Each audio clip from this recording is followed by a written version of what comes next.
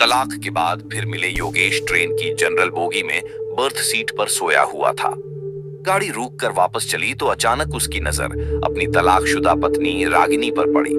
पता नहीं कब वह उसके सामने वाली सीट पर आकर बैठ गई थी। 6 साल बाद वह उसे देख रहा था। वह बहुत कमजोर हो गई थी। उसने पुरानी सस्ती सी साड़ी पहन रखी थी। ना माथे पर बिंदी और ना गले में मंगलसूत्र था। तो क्या उसने अभी तक दूसरा विवाह नहीं किया? क्या अभी तक वह मेरी तरह अकेली ही है? योगेश ऐसा सोच ही रहा था कि तभी रागिनी की नजर उस पर पड़ी। नजरें मिली तो योगेश दूसरी तरफ देखने लगा।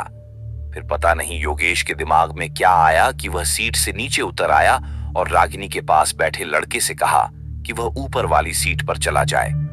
लड़का मान गया। तब योगेश रागिनी के पास बैठ गया। बैठते ही योगेश बोला, रागिनी कैसी हो? रागिनी ने नजर न मिलाते हुए खिड़की की तरफ देखते हुए बोला कि मैं ठीक हूं, और आप? योगेश बोला, मैं भी ठीक हूं और कानपुर जा रहा हूं। त्योहार होने के कारण रिजर्वेशन सीट नहीं मिली। इस कारण जनरल बोगी में आना पड़ा। तुम कहां जा रही हो? वह बोली, मैं भी कानपुर ही जा रही हूं। आजकल माँ वहीं बड़े भैया के पास ही है। बीमार है इसलिए मिलने जा रही हूं। काफी देर दोनों चुप रहे। फिर योगेश बोला, एक बात पूछूं? रागिनी ने आंखों से ही पूछा, क्या? योगेश संकोच करते हुए पूछा, अभी तक शादी क्यों नहीं की? वह कुछ नहीं बोली। मगर जब योगेश ने दोबारा नहीं पूछा तो रागिनी ने पूछा, आपने की है शादी? योगेश ने भी बिना बोले नामे गर्दन हिला दी। फिर काफी देर तक दोनों चुप रहे, मानो एक दूसरे को परख रहे थे। डिब्बे में कुल्फी बेचने वाला आ गया था। योगेश बोला, खाओगी? रागिनी ने नामे सिर हिला दिया।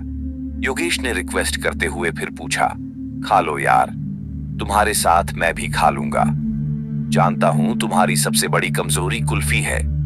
वह थोड़ा मुस्कुराई तो योगेश ने महसूस किया कि वह अपनी आंखों से बहने वाली आंसुओं को समेटने का प्रयास कर रही है। 5 साल उसके साथ रहा था। जब वह अपने आंसुओं को समेटने का प्रयास करती थी तो ऐसे ही मुस्कुराया करती थी।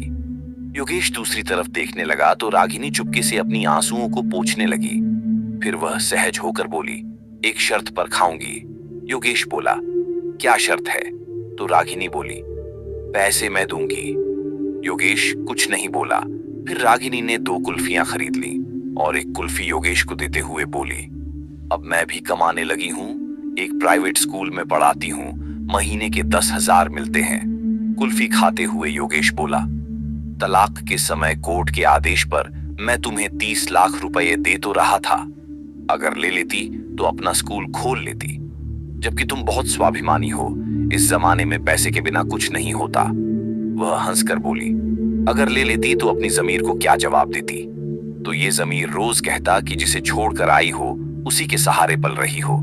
योगेश बोला, तुम बहुत अच्छी हो, मासूम हो।